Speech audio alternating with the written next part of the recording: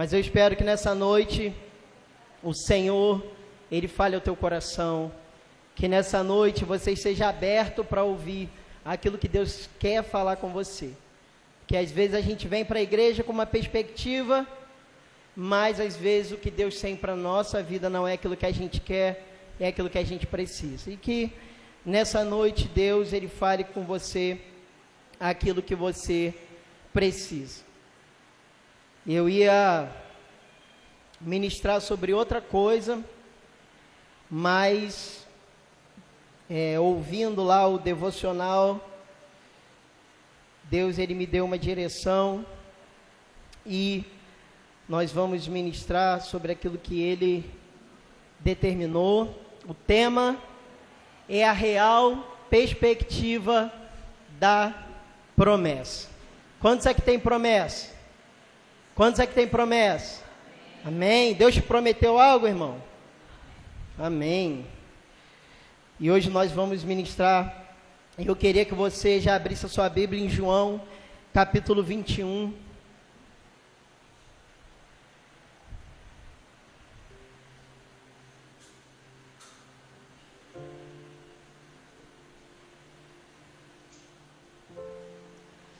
Eu não gosto de ler um texto grande. Geralmente eu leio um versículo e explico o restante, porque geralmente eu acho cansativo e maçante ler na hora da mensagem um capítulo inteiro ou muitos versículos, mas esse texto nós vamos ler.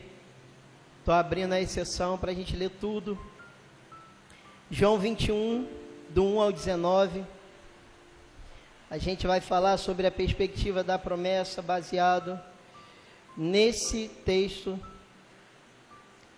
Na verdade, falar de promessa tem muita coisa a se falar. Tem uma matéria em teologia que se chama Teologia da Promessa, que fala só de promessa, mas a gente não vai entrar nessa área. Nós vamos abordar só esse texto mesmo, porque não vai dar tempo. É muita coisa para falar. Quem achou diz amém? Ih, tem muita gente que não achou, mas eu vou ler para a gente ganhar tempo. João 21, do 1 ao 19 diz assim: Depois disso, manifestou-se Jesus outra vez aos discípulos junto ao mar de Tiberíades, e manifestou-se assim: estavam juntos Simão Pedro, Tomé, chamado Dídimo, e Natanael, que era de Caná da Galileia, e os filhos de Zebedeu. Quem eram os filhos de Zebedeu? Quem sabe? Quem eram os filhos de Zebedeu?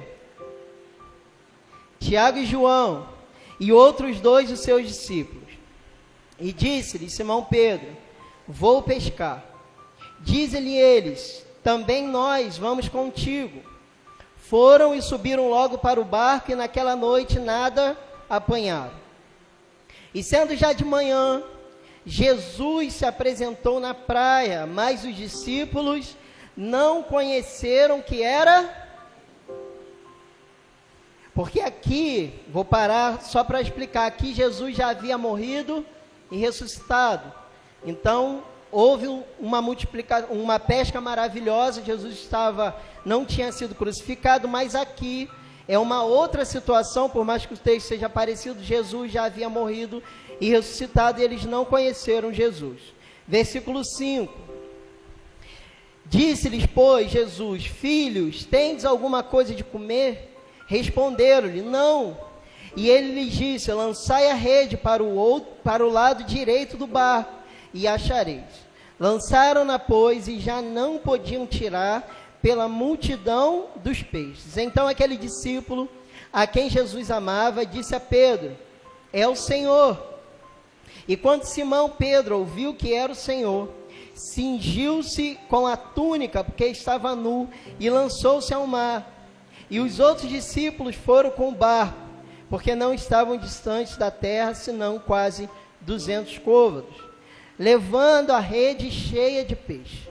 Logo que desceram para a terra, viram ali brasas e um peixe posto em cima e o pão. Disse-lhe Jesus: trazei 2 peixes grandes, que agora apanhaste. Senão Pedro subiu e puxou a rede para a terra, cheia de 153 grandes peixes, sendo tantos, não se rompeu a rede. Disse-lhe Jesus: vinde, comei. E nenhum dos discípulos ousava perguntar-lhe: quem és tu? Sabendo que era o Senhor. Chegou, pois, Jesus e tomou o pão e deu-lhes, e semelhantemente o peixe. E já era a terceira vez que Jesus se manifestava aos seus discípulos, depois de ter ressuscitado dentre os mortos. E, depois de terem jantado, disse Jesus a Simão Pedro: Simão, filho de Jonas, amas-me mais do que a esse? E ele respondeu: sim, Senhor, tu sabes que te amo. Disse-lhe: apacenta os meus cordeiros. Tornou a dizer-lhe segunda vez: Simão, filho de Jonas, amas-me? Disse-lhe: sim, Senhor, tu sabes que te amo. Disse-lhe: apacenta as minhas ovelhas. Disse-lhe a terceira vez: Simão, filho de Jonas, amas-me? Simão entristeceu-se por ter dito a terceira vez: amas-me? E disse-lhe: Senhor, tu sabes tudo. Tu sabes que eu te amo. Jesus disse-lhe: apacenta as minhas ovelhas. Na verdade te digo, que quando eras mais moço, te cingias a ti mesmo, e andavas por onde querias. Mas, quando já fores velho, estenderás as suas mãos, e outro te cingirá, e te levará para onde tu não queiras. E disse isso, significando com que morte havia ele de glorificar a Deus. E dito isso, disse-lhe: segue-me. Eu queria que você fechasse os olhos. Nós vamos orar para que Deus fale conosco.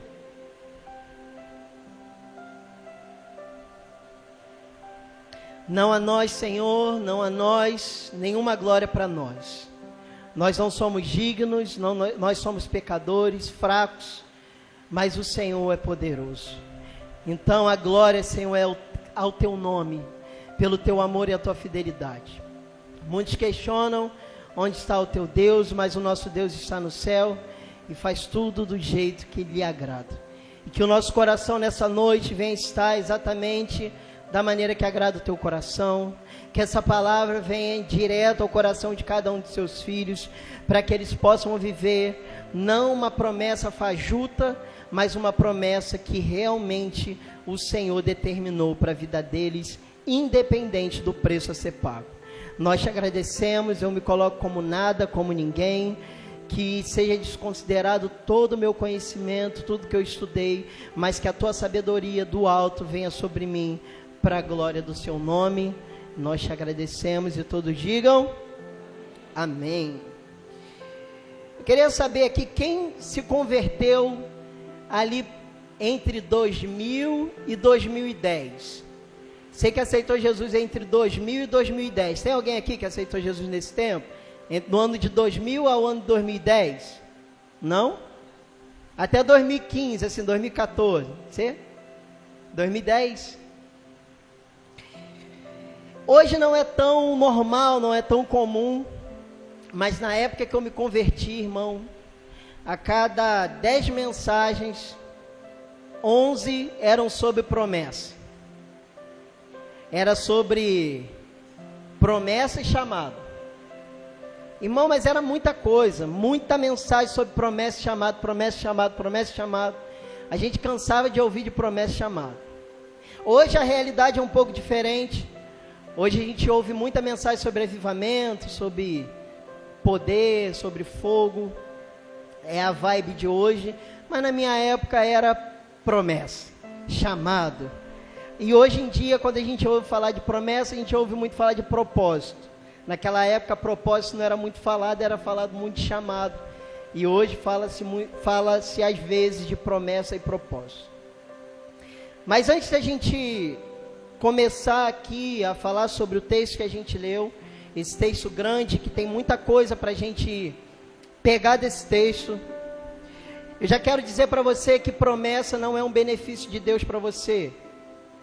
Promessa não é um prêmio nem uma bênção que Deus está te dando. Promessa é uma grande responsabilidade. Porque às vezes a gente olha as pessoas falando sobre promessa, e eu me converti no auge dos Gideões, naqueles congressos, e a gente via muita, dentro dessa vibe pentecostal, que era muito forte na época, nas mensagens da época, pessoas, elas falando de chamado, de promessa, de propósito, como se isso fosse um benefício pessoal. Que Deus me chamou, que Deus vai me usar, que Deus falou que vai fazer, e se Ele falou que vai fazer, Ele é fiel para cumprir na minha vida. E na verdade, quando a gente olha para a Bíblia, quando a gente olha e vê Jesus chamando os seus discípulos, enviando os seus discípulos, a gente começa a entender que as promessas de Deus e o chamado de Deus para a nossa vida, eles não são sobre algo pessoal.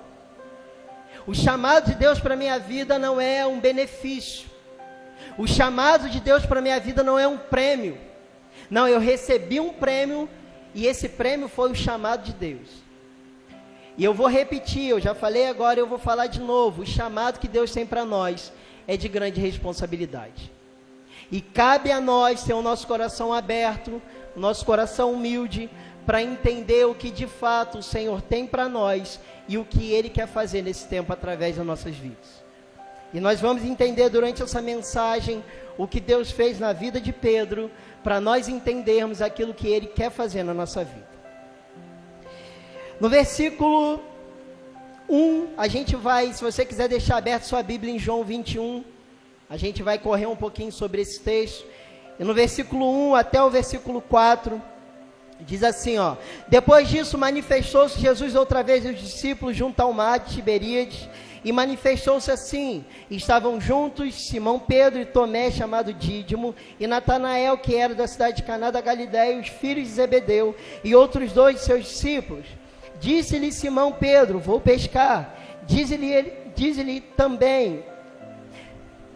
eles também: nós vamos contigo. Foram e subiram logo para o barco, e naquela noite nada apanharam.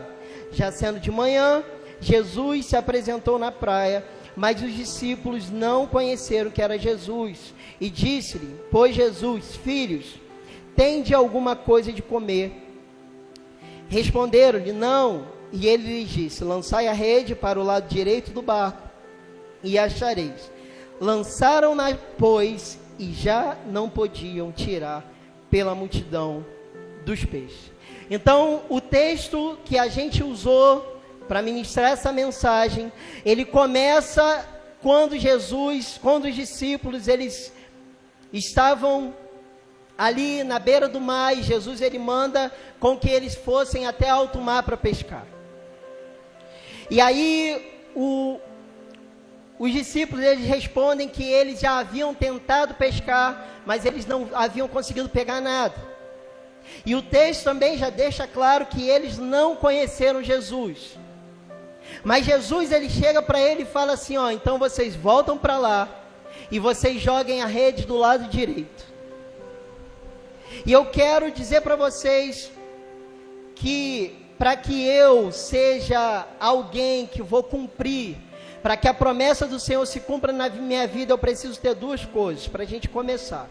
Eu preciso ter transformação de caráter e humildade. Jesus, ele chega para aqueles homens e manda eles fazerem algo. E esse texto que a gente leu, como eu disse lá na leitura, é muito parecido com outro texto.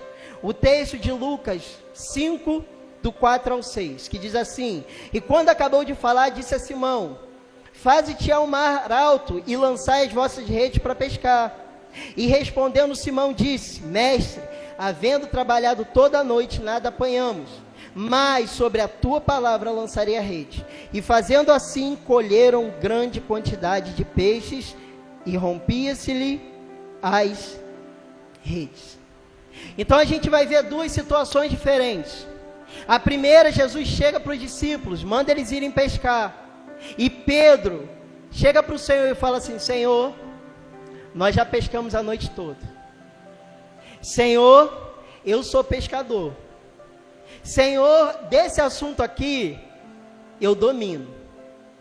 E eu sei, na minha sabedoria de pescador, que eu vou voltar para lá e não tem peixe para eu pescar. Porque eu já tentei pescar e não consegui. Mas, ainda que eu saiba tudo sobre peixe, mediante a tua palavra, eu vou voltar. E aí o texto diz que eles foram, jogaram a rede e apanharam os peixes. Mas a gente leu esse texto, o texto de hoje, de agora, o texto de João 21.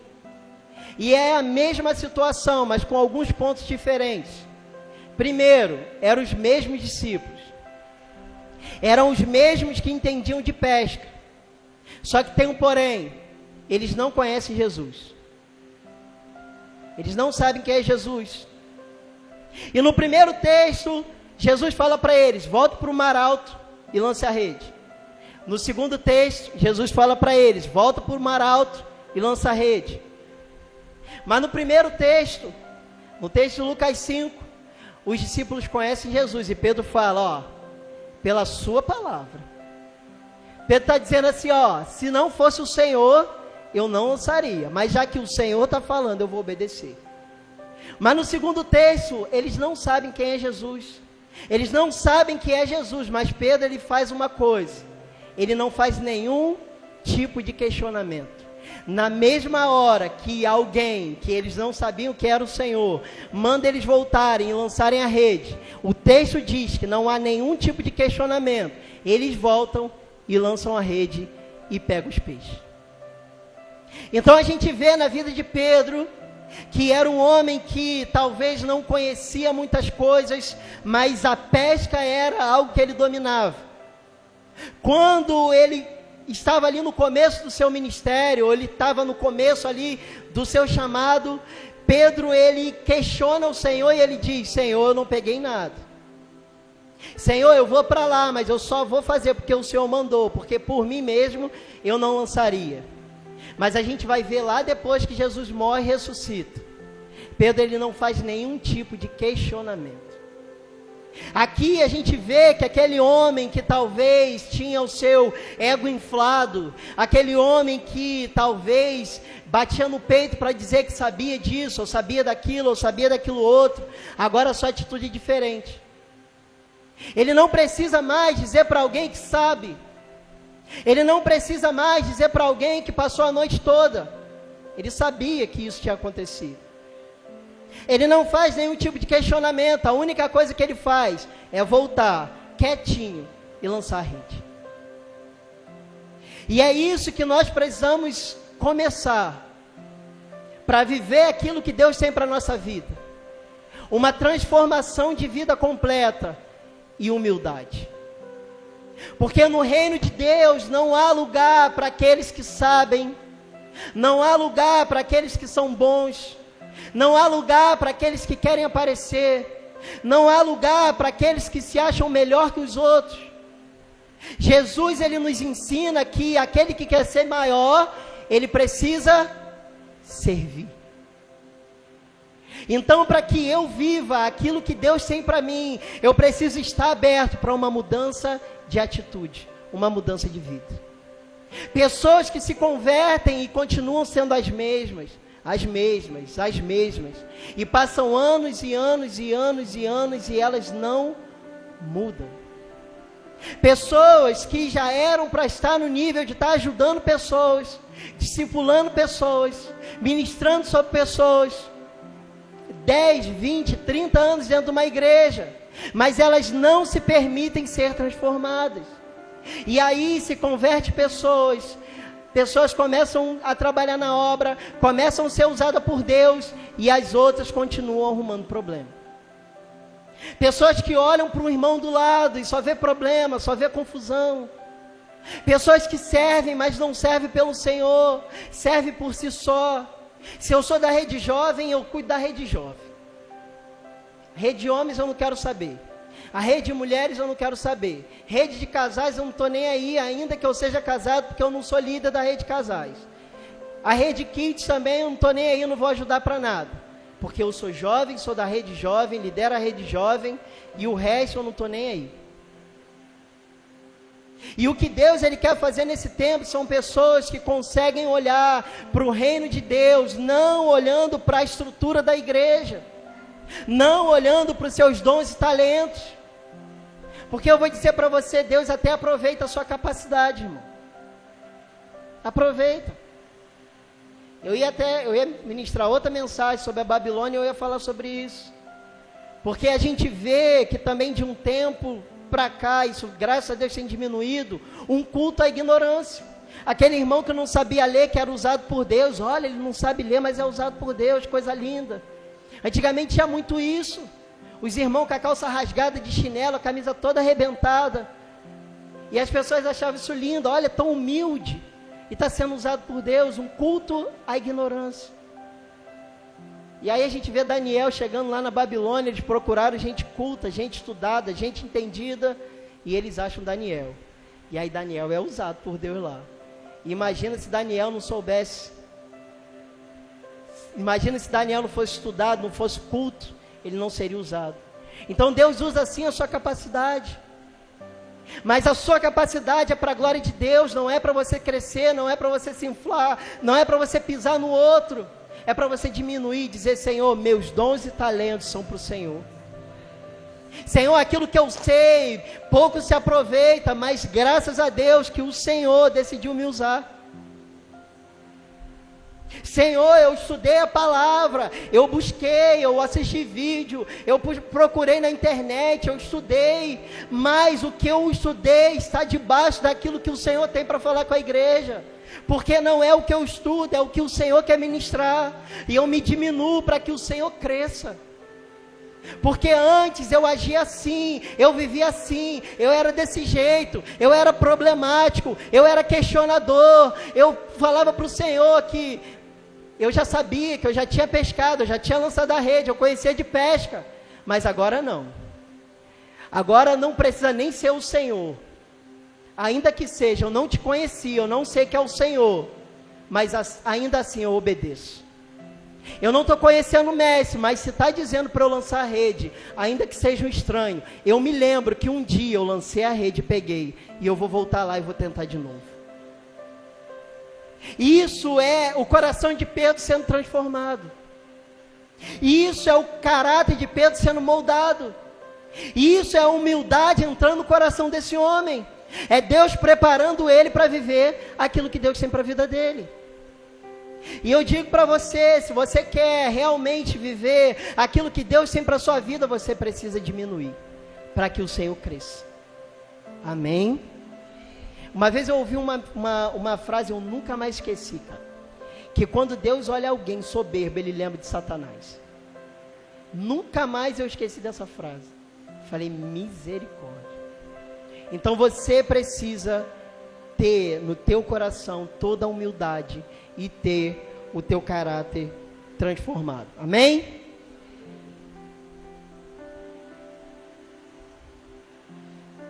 Outra coisa que a gente precisa, João 21, a partir do 7, diz assim: então aquele discípulo a quem Jesus amava disse a Pedro. O que ele disse a Pedro? O que o discípulo a quem Jesus amava disse a Pedro? João 21, 7. O que ele disse? É o Senhor. E quando Simão Pedro ouviu que era o Senhor, ele cingiu-se com a túnica e lançou-se ao mar. E os outros discípulos foram com o barco, porque não estavam distantes da terra, senão quase 200 côvados, levando a rede cheia de peixes. Logo que desceram para a terra, viram ali brasas, e um peixe pôs em cima, e pão. Disse-lhe Jesus: trazei dos peixes que agora apanhaste. Simão Pedro subiu e puxou a rede para a terra, cheia de 153 grandes peixes, sendo tantos, não se rompeu a rede. Disse-lhe Jesus: vinde e comei. E nenhum dos discípulos ousava perguntar: quem és tu? Sabendo que era o Senhor. Havia ali no meio dos discípulos um discípulo, e esse discípulo, ele era conhecido como discípulo que Jesus amava. Esse era o discípulo ele era o discípulo mais próximo de Jesus. Era aquele que estava mais perto. E o texto, ele diz que os discípulos não conheceram Jesus. Mas quando Jesus, ele manda Pedro e até os discípulos irem até o alto mar e lançar a rede, e ele pega o peixe. João, na mesma hora, ele fala assim: eu já conheço essa história. Eu posso não estar conhecendo a pessoa, mas esse feito eu sei de quem é, porque eu andei com ele. Eu já conheço o jeito dele. Eu já conheço a preocupação dele. Porque, irmão, quem anda com Deus sabe o que Deus faz. E às vezes, em algum momento difícil que você vai passar, e eu digo para você aqui, os discípulos viveram milagres. Os discípulos, eles estavam com fome, porque Jesus pergunta: vocês têm o que comer? Eles dizem não. E ali Jesus trouxe uma solução para os problemas dos discípulos, e eles reconheceram que era Jesus. Mas eu quero dizer para você que talvez você vai passar um momento difícil, você vai passar pelo deserto, você vai passar por dificuldade, e no momento em que você estiver nesse momento, quando você conhece ao Senhor, você vai dizer assim: não, ainda que seja dificuldade, eu sei que isso é coisa do Senhor. Eu sei que Ele quer me ensinar algo. Eu sei que Ele quer fazer algo. Por quê? Porque eu ando com Deus. E quando eu ando com Deus, eu sei o que Ele faz. Eu sei o que Ele está fazendo. E a gente vai ver na Bíblia homens que andaram com Deus. E Deus, Ele chama atenção para esses homens. E eles foram referência. Por quê? Porque eles caminharam com Deus. A gente vê Enoque, Gênesis 5, 24. E andou Enoque com Deus e não foi mais achado, porquanto Deus o tomou para si. A gente vê Noé em Gênesis 6, 9. Essas, pois, são as gerações de Noé. Noé era um homem íntegro e reto em suas gerações. Noé andava com Deus. E a gente vê Deus dando a Abraão a receita de ser alguém íntegro, reto.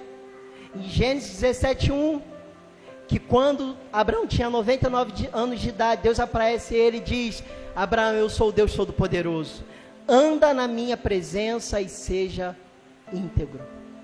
Então andar com Deus é, de fato, a resposta para muitas coisas. Conhecer a Deus é a resposta de muitas coisas. Porque na nossa caminhada nós vamos passar por muitas questões, vamos passar por momentos bons, vamos contar testemunhos, vamos dizer: não, só Deus faz isso. E isso é coisa de Deus. O que João está dizendo aqui, o que João está falando é isso. Não, peraí, é o Senhor. Porque não há nenhum outro que possa fazer isso que Ele está fazendo. Mas também no momento de dificuldade, você vai entender: não, isso aqui é o Senhor. Ele está fazendo algo para me ensinar. Ele está fazendo algo para moldar o meu caráter, para moldar o meu coração.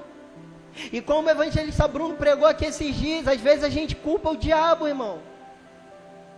Nem sempre o diabo tem culpa das coisas que acontecem na nossa vida. Às vezes você faz besteira e culpa o diabo. Às vezes você faz besteira e fala que é o inimigo. Mas às vezes Deus, Ele molda algo em você. E é Deus que faz algumas coisas. Deus coloca você em algumas situações para impulsionar você, para moldar você, para você entender que não é você que faz, é Ele. Que você não é nada, mas que Ele é tudo. Deus faz isso. E quando você conhece ao Senhor, quando você de fato sabe quem é o Senhor, você fala: isso não é o diabo, não. Isso é o Senhor que está me ensinando. Isso é o Senhor que quer me ministrar algo. E você vai orar e vai falar: Senhor, o que o Senhor tem para mim? O que o Senhor quer de mim? O que o Senhor vai fazer na minha vida, através da minha vida? Quem é que o Senhor quer que eu ore? Quem é que o Senhor quer que eu abençoe? Fala, Senhor, porque eu sei que isso não é obra de Satanás. Isso é o Senhor que está gerando para moldar minha vida. Para moldar minha vida. Mas só entende isso quem conhece o Senhor. Então, outro passo para você viver aquilo que o Senhor tem para a sua vida é conhecer ao Senhor. Amém?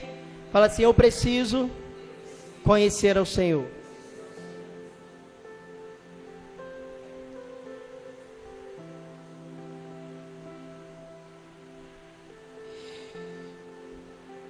A gente vai para outro ponto, João 21, versículo 15. Diz assim: e depois de terem jantado, disse Jesus a Simão Pedro: Simão, filho de Jonas, ama-me mais do que esse? E ele respondeu: sim, Senhor, tu sabes que eu te amo. Disse-lhe: apacenta os meus cordeiros. Tornou-lhe a dizer a segunda vez: Simão, filho de Jonas, me amas?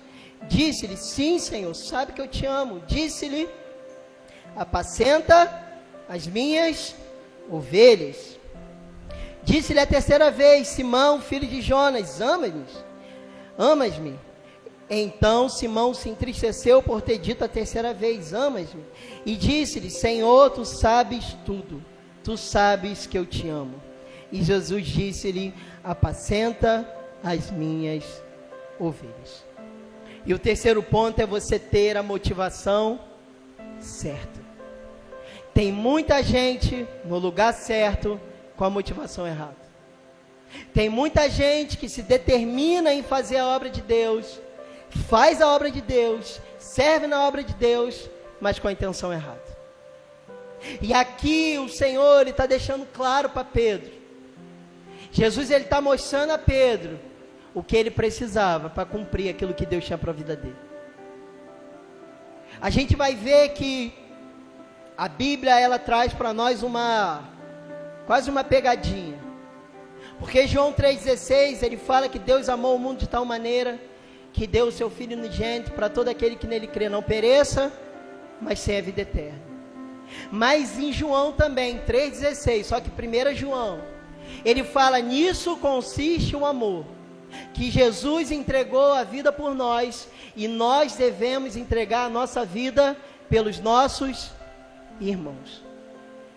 Então a motivação real, a motivação principal, a motivação certa de cumprir aquilo que Deus tem para a minha vida é simples: é amar quem o Senhor ama. É por isso que não há lugar para vaidade.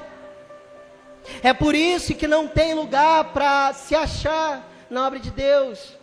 Não tem lugar para se colocar maior que os outros, porque o Evangelho de Cristo é sobre um Deus que nos ama, e sobre nós que devemos amar outra pessoa, cuidar de outra pessoa, e alcançar pessoas que ainda não conhecem a Cristo. Tem muita gente lá fora que precisa de Jesus, e sabe o que acontece? Às vezes a rotina na igreja nos atrapalha, porque irmão, quer um lugar para ter problema, é na igreja. Você que está chegando agora, que acha tudo lindo, acha bonito, os ministérios, os departamentos, irmão, tem muito problema. Tem muita gente difícil no meio da obra. Tem gente grossa, mal educada, arrogante, soberba. Tem. Você que ainda não trabalha em nada, se prepare, porque quando você entrar vai ter gente de todo tipo.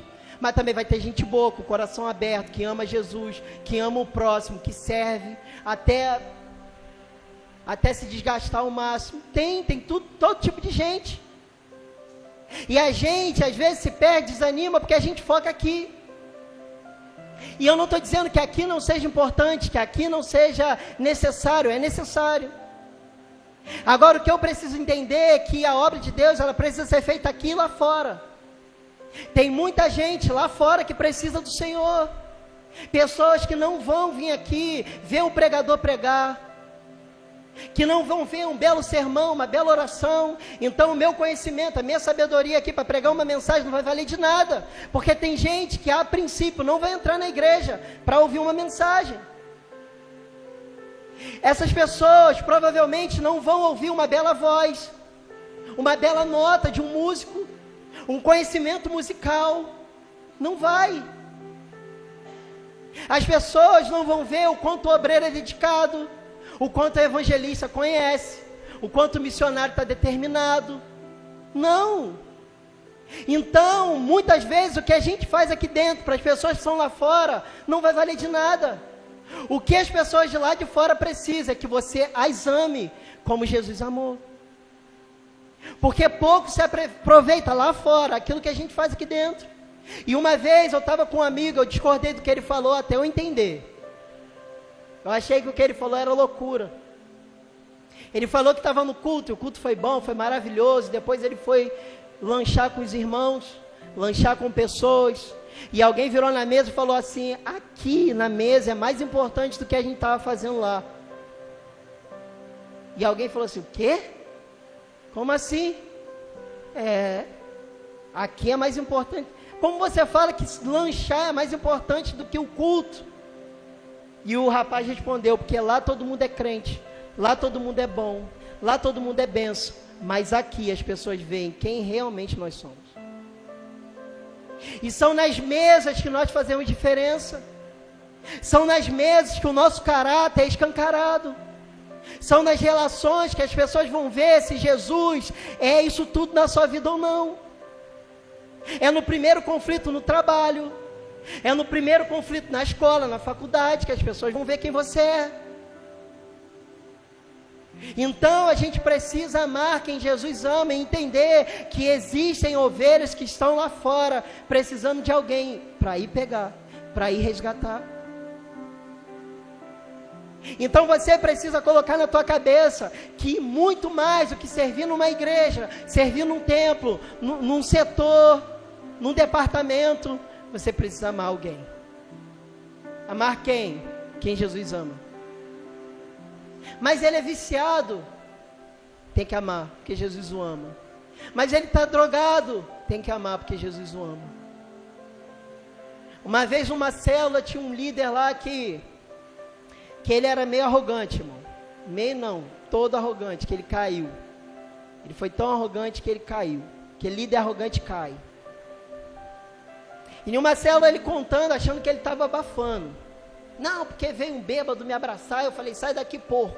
Ele falou isso. E eu era novinho, eu era adolescente, eu falei: não, irmão, está errado. Às vezes Deus vai usar seu abraço para curar o irmão, você fez errado. Ele ficou irritado comigo. Ele foi falar do testemunho dele, começou a chorar. Eu acho que ele viu que ele falou besteira. Porque não adianta eu ser um grande líder, chega lá fora eu rejeito alguém, irmão. Chega lá fora eu não amo a pessoa. E Deus querendo usar ele, Deus trouxe a pessoa até ele. E ele rejeitou aquela pessoa. Então você precisa ter cuidado e vigilância aqui dentro, sim. Mas você precisa ter cuidado de quem você é lá fora. As pessoas no seu trabalho, elas têm que olhar para você e reconhecer que você é um homem e uma mulher de Deus. Infelizmente, eu tenho ouvido relatos de pessoas que eram para ser referência no trabalho e que não são. Pessoas que dizem ser crente. Pessoas que dizem servir ao Senhor, que dizem amar o Senhor, mas estão esquecendo de amar quem Deus ama. Não dá, irmão, para eu estar na igreja, chegar no trabalho e falar palavrão. Não dá para eu estar na igreja e tratar os outros no trabalho como se fosse não tolerar o erro das pessoas. Às vezes não um erro contra você, um erro de trabalho, e você se crescer, pisar nas pessoas. E tem gente que faz isso e diz que é crente. E elas querem viver aquilo que Deus tem para a vida delas, mas elas não entenderam que é necessário amar quem Deus ama. Tinha um texto aqui para ler, mas eu vou pular por causa da hora. Fala assim: eu preciso amar quem Jesus ama. Amém? Seja crente na igreja, irmão. Amém? Mas ame lá fora, seja crente também. Tenha um posicionamento de crente, porque isso faz toda a diferença. Pena de não poder ler o texto. E agora a gente vai falar por último do preço do chamado. João 21, versículo 18. Diz assim: na verdade te digo, ele está dizendo isso aqui para Pedro, que quando eras mais moço, te cingias a ti mesmo, e andavas por onde querias. Mas, quando já fores velho, estenderás as suas mãos, e outro te cingirá, e te levará para onde tu não queiras. E disse isso, significando com que morte havia ele de glorificar a Deus, e dito isso, disse-lhe: segue-me. Jesus, ele está dizendo isso para Pedro. E Jesus, ele está falando sobre o futuro de Pedro. E quando a gente vai num culto, não tem nada contra a igreja pentecostal não, tá, gente? Mas quando a gente vai num culto pentecostal, vem aquela pessoa de: eis que te digo, varão, que o Senhor tem uma grande obra a realizar na tua vida, né? A gente sai daquele culto falando que Deus me prometeu, Deus usou a irmã, o irmão vaso para me trazer uma palavra, e se ele prometeu, ele vai, não é isso? Se falou do meu futuro, é promessa, irmão, é ou não é? Jesus está aqui falando do futuro de Pedro, e eu não vou falar sobre o futuro de Pedro não, eu vou te mostrar o futuro de Pedro. Eu vou te falar sobre essa promessa que Jesus fez para a vida dele, o vaso ungido, escolhido, adornado, poderoso, cheio de Espírito Santo. Está ali, ó. Aquela é a promessa de Deus, de Jesus na vida de Pedro. Pedro, ele foi crucificado. Ele foi condenado à morte.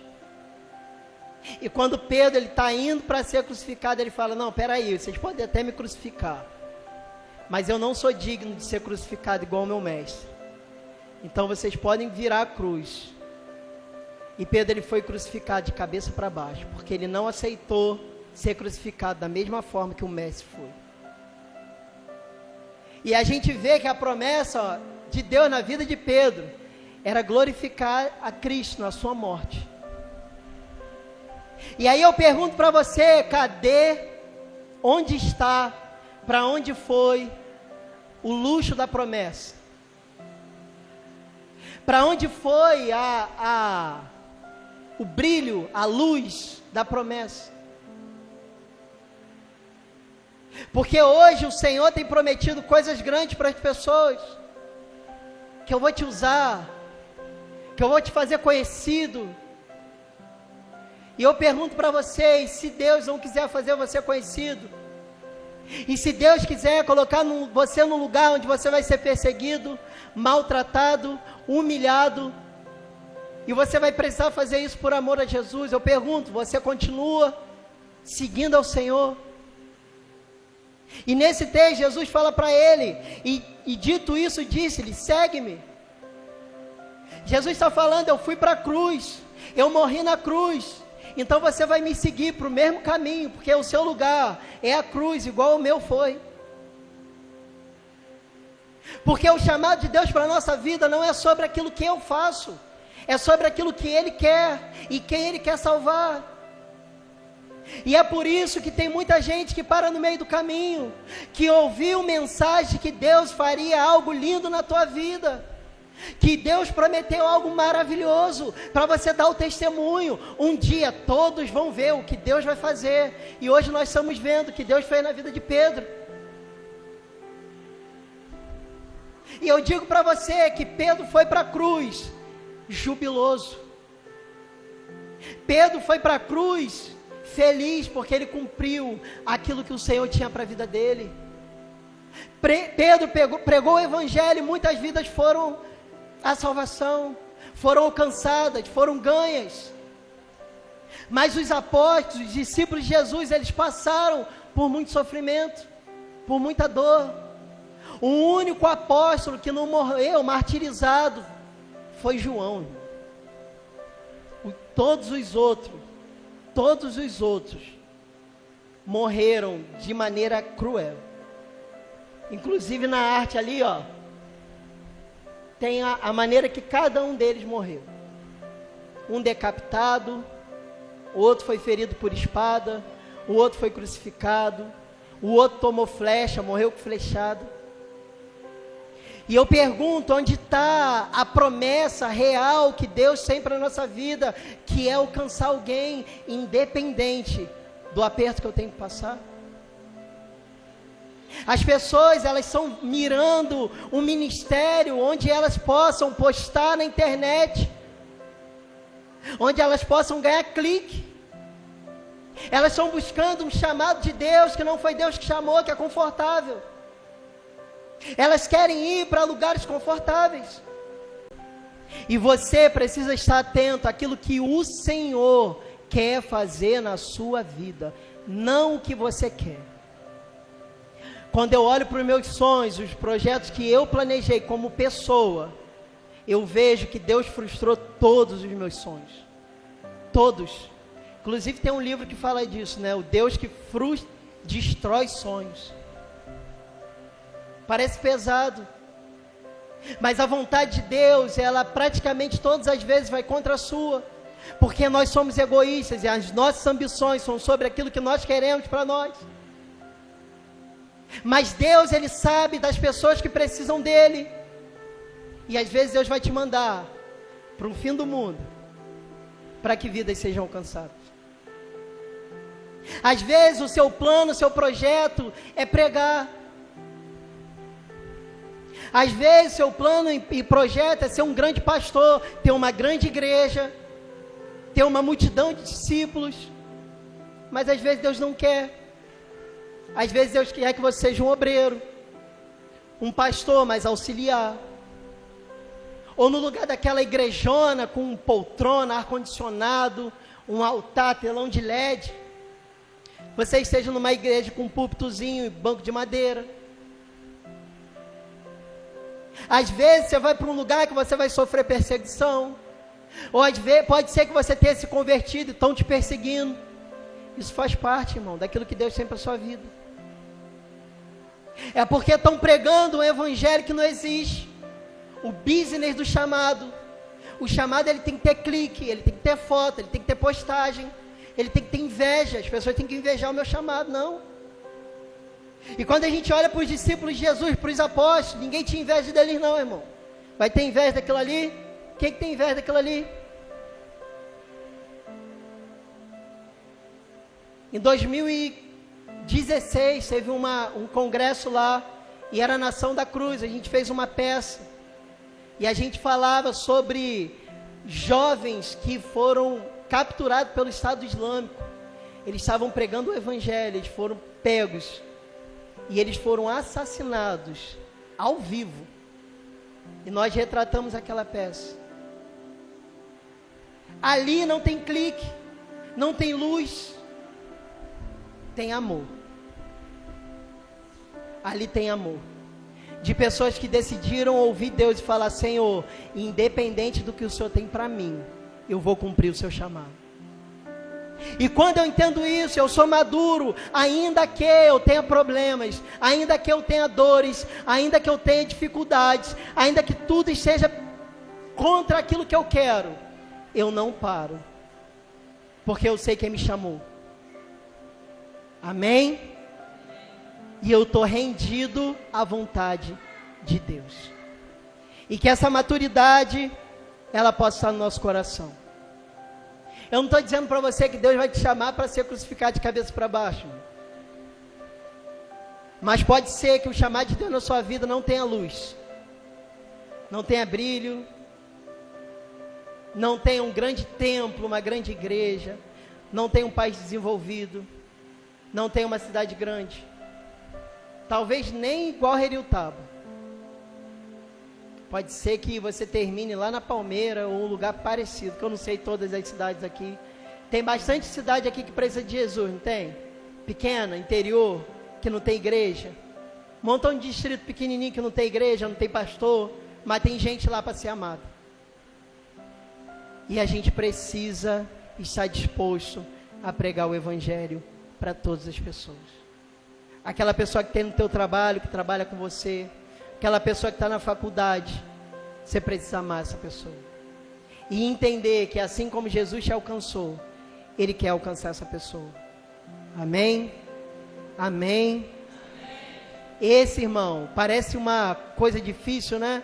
Mas esse é o mínimo que a gente pode fazer por ele. Ainda que a gente tenha que perder a nossa vida, ainda que a gente tenha que frustrar os nossos sonhos, nossos projetos, as nossas vontades.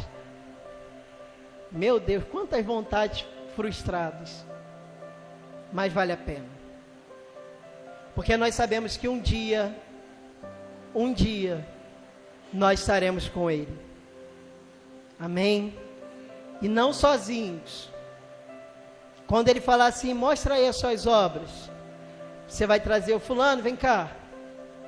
Ô, vem cá. Senhor, aqui ó. Eu tinha um projeto pessoal, mas eu decidi fazer o seu. E olha quantas pessoas vieram comigo para o céu. Quantos aqui querem carregar uma multidão com você para o céu? Quantos aqui vão carregar? Você está disposto? Ainda que Deus frustre seus projetos, vale a pena. Amém?